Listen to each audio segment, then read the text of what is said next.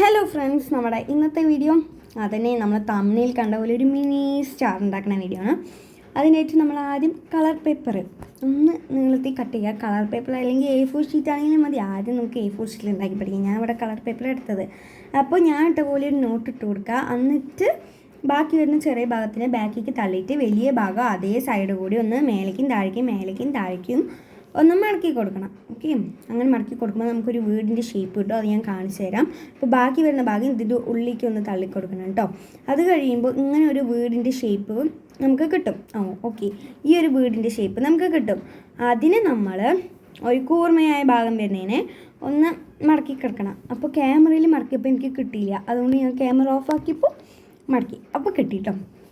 അപ്പോൾ മടക്കി കൊടുക്കുമ്പോൾ നമുക്കൊരു സ്റ്റാറായി കിട്ടും. അത് ഞാൻ കാണിച്ചു തരാം.